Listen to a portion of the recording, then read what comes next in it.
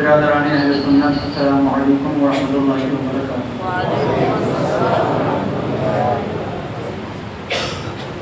نحمده ونصلي ونسلم على رسوله الكريم، اما بعد فاعوذ بالله من الشيطان الرجيم، بسم الله الرحمن الرحيم، اهدنا الصراط المستقيم، صدق اللہ البصیر القدیر وصدق رسولہ البشیر النذیر۔ سب سے پہلے ہمارا طریقہ اہل سنت و جماعت کے مطابق اپنے آقا و مولا سیدنا اعلی حضرت امام الانبیاء والمرسلین، مکی مدنی پیارے نبی رحمت للعالمین احمد مجتبی محمد مصطفیٰ صلی اللہ تعالی علیہ وسلم کی بارگاہ بے کسبانہ ہمیں جھوم جھوم کر نذرانے درود و سلام پیش کریں اور پڑھیں اللہم صلی وسلم علی سیدنا مولانا محمد وعلی آل سیدنا مولانا محمد بعدد کل شیء عالم اللہ رب ارنی بجمالک وحسنی یا رسول اللہ یا رسول اللہ یا رسول اللہ۔ حضرات،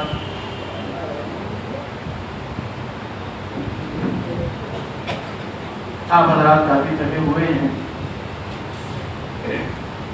اس بات کا مجھے احساس ہے، لیکن آپ بھی احساس کیجئے کہ ہم آپ سے زیادہ تھکے ہوئے ہیں۔ آپ 3-4 گھنٹے چل کر آئے اور بیٹھ گئے، ہم تینوں بیٹھ کر آئے پھر بیٹھ گئے، ہم آپ سے زیادہ تھکے ہوئے ہیں۔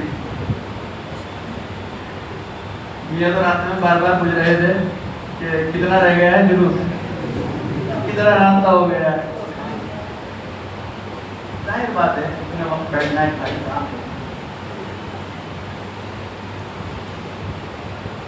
ارادہ تو تھا نعت شریف پڑھنے کا، لیکن اب وقت کی قلت دیکھتے ہوئے بس نعت پاک کا یہ پتہ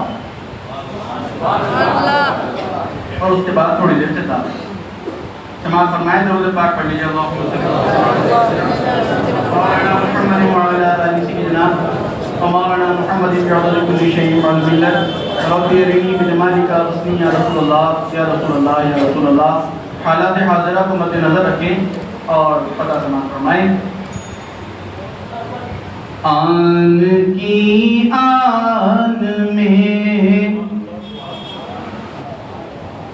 آن کی آن میں لمحات بدل جاتے ہیں۔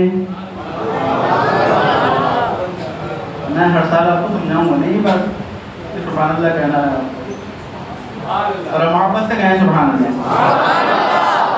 آن کی آن میں لمحات بدل جاتے ہیں، اور جب کرم ہوتا ہے حالات بدل جاتے ہیں، جب کرم ہوتا ہے حالات بدل جاتے ہیں، اور ڈوبنے لگتی ہے مجدار میں ان کی کشتی، ڈوبنے لگتی ہے مجدار میں ان کی کشتی، جن کے ایمانی خیالات بدل جاتے ہیں، جن کے ایمانی خیالات بدل جاتے ہیں۔ آن کی آن میں لمحات بدل جاتے ہیں۔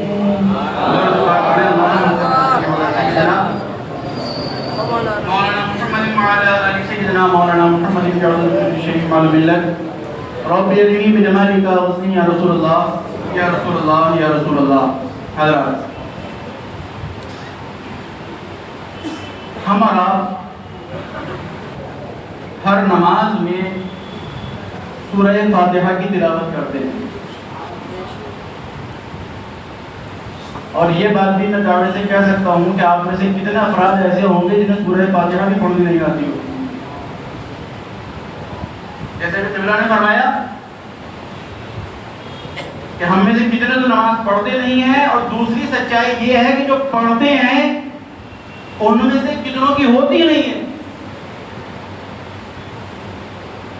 لیکن یہ ایک الگ ٹاپک ہے، پھر کبھی موقع ملا اس پر خطاب کروں گا. سوال یہ کر رہا ہوں کہ ہم اور آپ سورہ فاتحہ نماز میں پڑھتے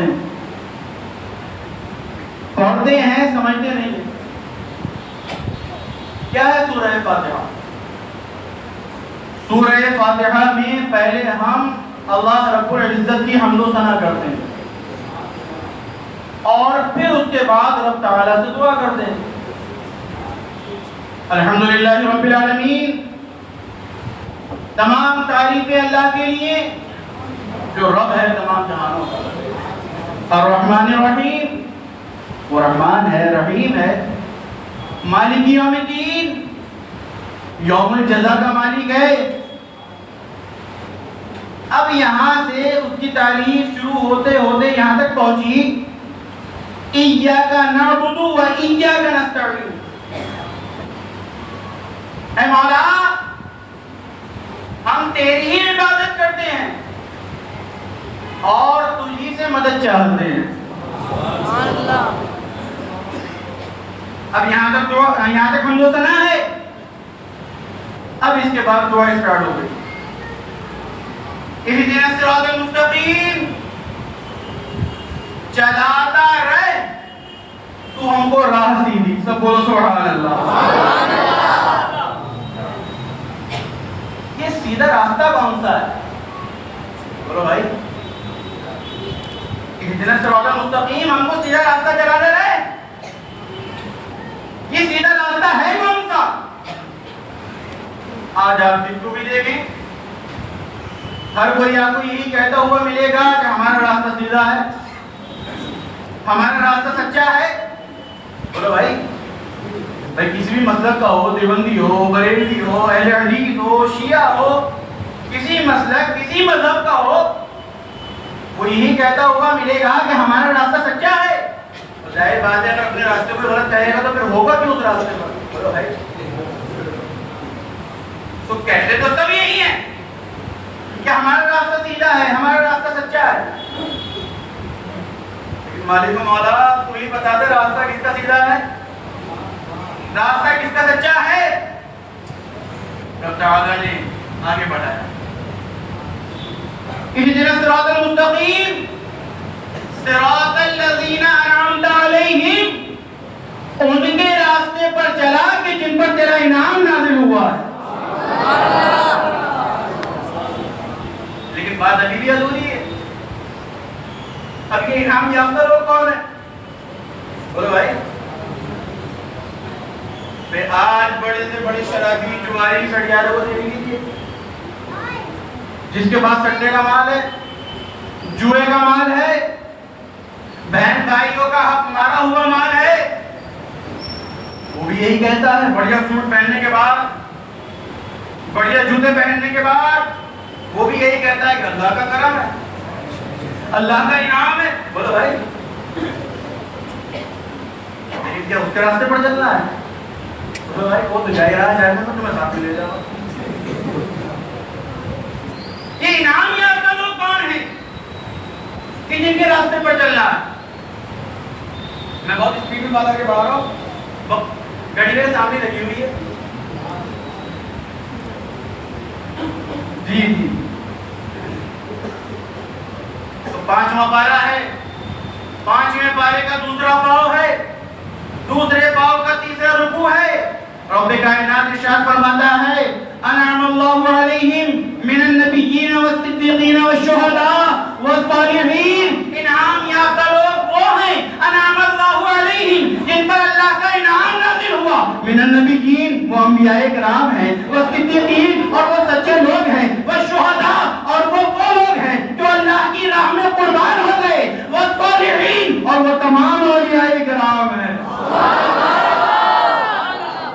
جن کے راستے پر ہمیں چلنا ہے۔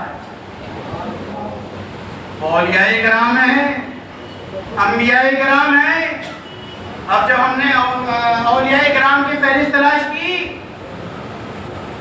اولیاء کرام کی جماعت دیکھی، تو اس جماعت میں ہمیں صدیق اکبر نظر آئے، سب بولو سبحان اللہ، فاروق اعظم نظر آئے، عثمان غنی نظر آئے، مولا علی نظر آئے، حسنین کریمین نظر آئے۔ اس جماعت میں ہمیں امام اعظم نظر آئے، امام شافعی نظر آئے، امام حنبل نظر آئے، امام مالک نظر آئے۔ اسی جماعت میں ہمیں وہ نظر آئے کہ جن کے ہم جلوس میں موجود ہیں،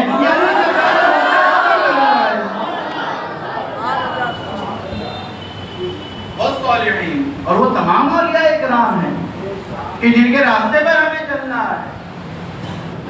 آؤ پہلے اپنے نبی کی بات کریں، انعم اللہ علیہم، جن پر اللہ کا انعام نازل ہوا ہے۔ ابھی راستے پر چلنا ہے، وہ بات کی بات ہے، پہلے انعام تو دیکھ لیں کیا ہوا ہے۔ بولو بھائی، بتاؤں کیا کیا انعام ہوا ہے؟ سارے انعامات تو بتا بھی نہیں سکتا، کسی بھی ایک حدیث پاک آپ کو سناتا ہوں، اگر بعد میں گنجائش ہوئی تو پھر ایک اور سناؤں گا، پہلے ہی سن لیجیے۔ کیا انعام ہوا پیارے آقا صلی اللہ علیہ وسلم پر؟ یہ انعام ہوا ہے کہ اللہ نے اپنے محبوب کو مالک کل بنا دیا ہے، دونوں عالم کا مالک و مختار بنا دیا ہے۔ اور کیسا بنا دیا ہے؟ اللہ اکبر۔ یہ صحابی ہیں سیدنا حضرت ربیعہ رضی اللہ تعالیٰ عنہ، وہ پیارے آقا صلی اللہ علیہ وسلم کو وضو کے لیے پانی پیش کیا کرتے تھے۔ ایک دن سمندر رحمت جوش میں آیا، پیارے آقا صلی اللہ علیہ وسلم نے فرمایا، سل ربیعہ، ربیعہ ماں کیا مانگتا ہے؟ سب بولو سبحان اللہ۔ ربیعہ ماں کیا مانگتا ہے؟ یہ بات بادشاہ وقت بھی نہیں بول سکتا۔ بولو بھائی، یہ بہت بڑا جملہ ہے کہ ماں کیا مانگتا ہے۔ اگر بادشاہ وقت سے مانگنے والے نے کہہ دیا جنوری کے مہینے میں کہ ڈال کا پکا ہوا جیسے نہیں کھلا دے گا، ڈال میں تو وقت پہ پکے گا، ہاں انجیکشن تیار ہوا کھلا دے تو بات الگ ہے۔ تو یہ دعویٰ تو بادشاہ وقت بھی نہیں کر سکتا۔ اللہ اکبر، جو دعویٰ بادشاہ وقت بھی نہیں کر سکتا، وہ دعویٰ پیارے نبی فرما رہے ہیں۔ ارے ذرا سوچو تو صحیح کہ اللہ نے اپنے محبوب کو کیسا مالک کل بنایا، کیسا بادشاہ بنایا کہ سب ربیعہ مانگ کیا مانگتا ہے۔ اچھا، مانگنے کا بھی ایک ڈھنگ ہوتا ہے، بات کرنے کا بھی ایک طریقہ ہوتا ہے، بات کرنے کا ایک طریقہ ہوتا ہے۔ بولو بھائی، ایسے انسٹنٹ بھی ہوتے ہیں کہ پیر صاحب کے منہ پہ کیا بولنا کچھ پتہ ہی نہیں، جو منہ میں آیا بات کیا۔ ایک تہذیب ہوتی ہے، تمیز ہوتی ہے، بات کرنے کا ایک طریقہ ہوتا ہے۔ آپ کو ایک واقعہ سناؤں، والد گرامی سیدنا امیر اہل سنت حضور مناظر اعظم مجدد مراد آبادی خلیفہ حضور سرکار کرام حضرت علامہ مولانا حافظ و قاری مفتی امام سید محمد انتخاب حسین قدیری شرفی مداری مترجم و مفسر و محدث مراد آبادی رضی اللہ تعالیٰ، ان سے یہ واقعہ میں نے بہت سنا ہے، اور پھر بعد میں پڑھا بھی ہے، لیکن پہلے سنا ہے۔ وہ ایک واقعہ سنایا کرتے تھے، ایک بادشاہ نے خواب میں دیکھا، یہ میں آپ کو بات کرنے کا طریقہ بتا رہا ہوں، کہ بات کرنے کا ایک طریقہ ہوتا ہے، ایک انداز ہوتا ہے۔ اس بادشاہ نے خواب میں دیکھا کہ اس کے سارے دانت ٹوٹ گئے۔ اس نے تعبیر بتانے والے کو بلایا اور اس سے کہا کہ میں نے خواب میں دیکھا ہے کہ میرے سارے دانت ٹوٹ گئے، اس کی تعبیر کیا ہے؟ اس نے بتایا کہ آپ کی ساری اولاد آپ کے سامنے مر جائے گی۔ بادشاہ بولا اچھا میری ساری اولاد میرے سامنے مار رہا ہے تو اٹھا کے جیل میں ڈالو. اب وہ قید وہ سائڈ میں کھڑا ہے. دوسرا آیا, اس سے پوچھا کہ میرے سارے دانت ٹوٹ گئے, کیا دعوی ہے اس کی؟ اس نے بھی یہ بتایا کہ آپ کی ساری اولاد آپ کے سامنے مر جائے گی اور اسے بھی قید کرو. یہ اولاد میرے سامنے مار رہا. اب تیسرا ہے. تیسرے کو جب بادشاہ نے بتایا کہ میں نے یہ خواب دیکھا ہے کہ میری ساری اولاد میرے سارے دانت ٹوٹ گئے, تو اس نے کہا سبحان اللہ سبحان اللہ. آپ کی طرح کہہ دو سبحان اللہ. اب بادشاہ کی جان میں جان آئی. وہ دونوں بھی کھڑے ہوئے سوچ رہے ہیں کہ یار تعبیر تو یہی, یہ کیا بتائے گا آ کر. اب یا تو یہ جھوٹ بولے گا ورنہ کیا بتائے گا, تعبیر تو یہی ہے. اس نے کہا بادشاہ سلامت, آپ بہت اچھا ہے, کچھ جلدی بتا. اس کی تعبیر یہ ہے کہ بادشاہ سلامت کی عمر اس کی تمام اولاد سے زیادہ ہے.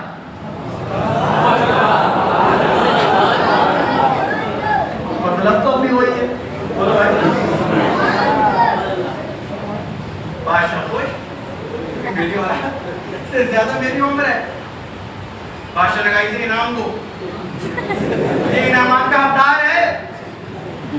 تو بات کرنے کا ایک انداز ہوتا ہے, طریقہ ہوتا ہے.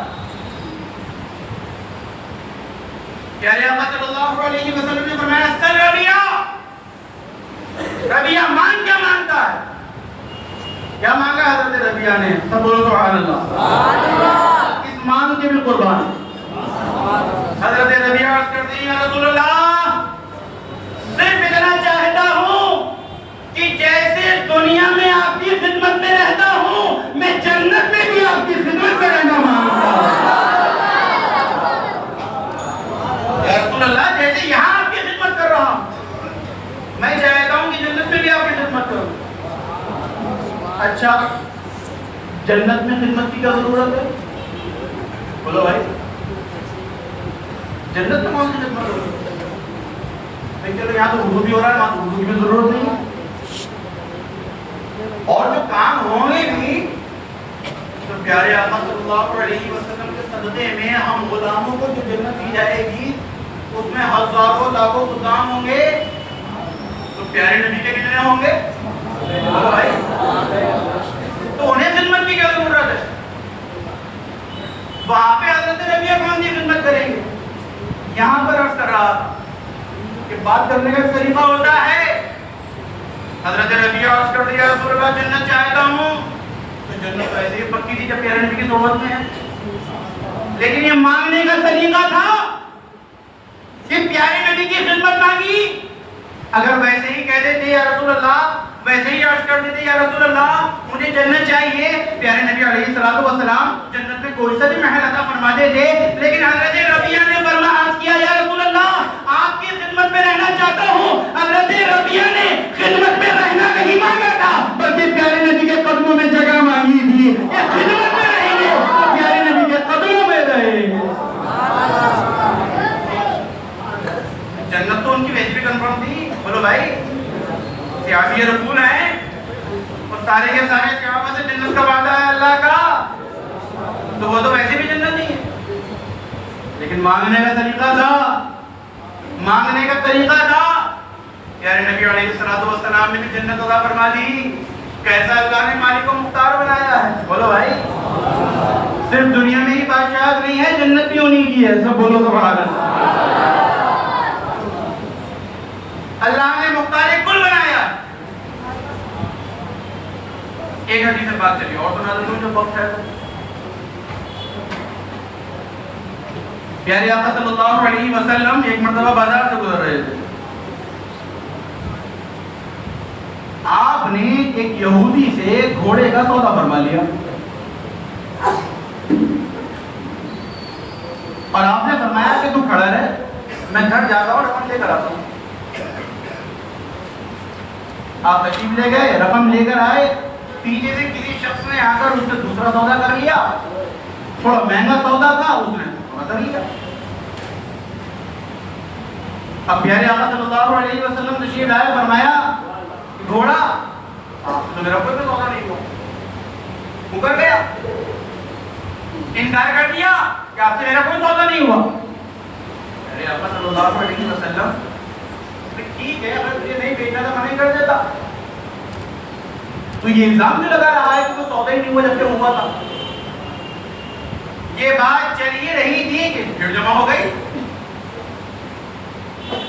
تو اس نے کہا کہ اگر آپ کے پاس کوئی گواہ موجود ہے اس سودے کا تو وہ گواہ پیش کیجیے۔ اچھا گواہ بتا رہے، گواہ پیش کریں تو کس کو کریں؟ تو مجمع میں سے ایک صحابی سیدنا حضرت خزیمہ رضی اللہ تعالیٰ عنہ تشریف لے آئے، سب بولو سبحان اللہ۔ اور اگر انہوں نے عرض کیا یا رسول اللہ میں گواہی دیتا ہوں کہ آپ نے گھوڑا خریدا۔ اب گواہی مل گئی، اس نے گھوڑا دیا، دونوں نے رقم دی، چلا گیا۔ پیارے آقا صلی اللہ علیہ وسلم نے حضرت خزیمہ کو بلایا یہاں کو، بولے جب تم وہاں موجود نہیں تھے موقع پر تم نے گواہی کیسے دی؟ جب تم وہاں موقع پر موجود نہیں تھے تم نے گواہی کیسے دی؟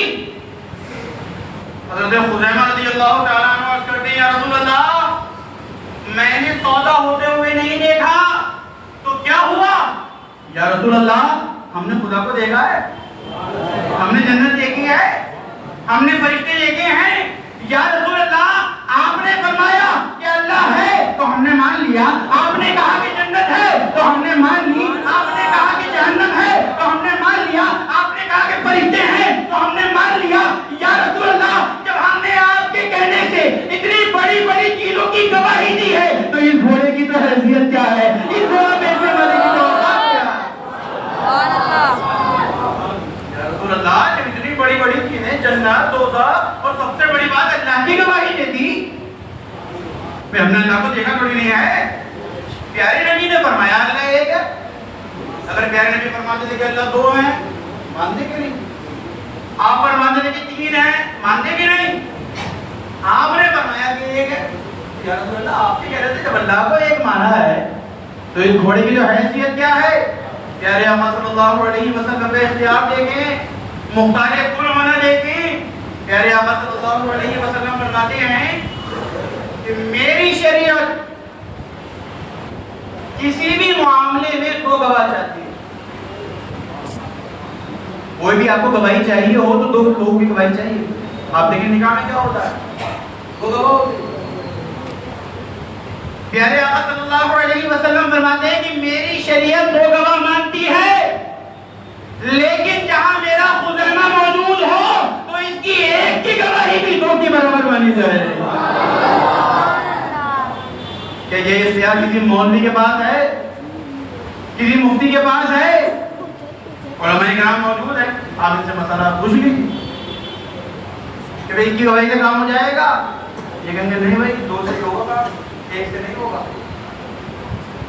لیکن پیارے نبی کا اختیار دیکھیں، پیارے نبی کی پاور دیکھیں، کہ سب شریعت کے مطابق چلتے ہیں۔ بولو بھائی، حضرت ابو بکر صدیق اکبر سے لے کر قیامت تک پیدا ہونے والا ہر مسلمان جس کے مطابق چلتا ہے یا چلے گا اسے شریعت کہتے ہیں، اور شریعت جس کے مطابق چلے انہیں محمد رسول اللہ کہتے ہیں۔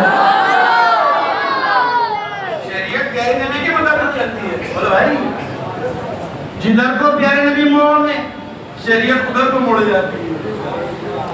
اب بھی اگر کوئی کہے کہ نبی ہمارے جیسے ہیں، بولو بھائی ابے تو شریعت کے مطابق نہیں چلے گا، حالانکہ چلتا نہیں ہے۔ جب تو نے یہ کہہ دیا کہ نبی ہمارے جیسے تو کون سی شریعت؟ کیسی شریعت؟ بولو بھائی شریعت کو چھوڑ، تو ایمان سے بات ہے، شریعت تو بعد میں آئے گی۔ شریعت تو ایمان والوں کے لیے ہے، ایمانوں کے لیے تھوڑے نہیں ہے۔ شریعت تو ہمارے لیے ہے۔ سب بولو سبحان اللہ۔ وہ ٹاپک پھر لمبا ہو جائے گا، پچھلی بار تھوڑا سا میں نے کر دیا تھا خطاب، آئندہ پھر موقع ملا تو کروں گا انشاءاللہ۔ اللہ تبارک و تعالی ہم سب کو سرکار غوث اعظم رضی اللہ تعالیٰ عنہ کے فیضان سے مالا مال۔ آمین۔ اور آج جو غوثیہ ہے، میں بھی ان حضرات کے لیے دعا کرتا ہوں اور اپنے بزرگوں سے بھی کہتا ہوں یہ بھی دعا فرمائیں. عرض کرتا ہوں کہ ان لوگوں نے بڑی محنت کی ہے اور اس جلوس کے جو اہم شخصیت تھی وہ تو ایک عذر ہے ان کے ساتھ، لیکن ان کے نہ ہونے کے باوجود ان لوگوں نے محنت کر کے اس جلوس کو کامیاب کیا ہے. اللہ تبارک و تعالی جیسے انہوں نے سرکار غوث اعظم کے جلوس میں یہ رونقیں برقرار رکھی ہیں، اللہ تعالیٰ ان کے گھروں میں بھی رونقیں عطا فرمائے. اور مرنا تو ایک نہ ایک دن ہے، مرنے کے بعد دنیا سے جانے کے بعد ان کی قبر میں بھی نور کی برسات ہوگی. اللہ تبارک و تعالی ہم سب کو سرکار غوث اعظم کے فیضان سے مالا مال فرمائے. وآخر دعوانا الحمدللہ رب العالمین. وعلیکم السلام.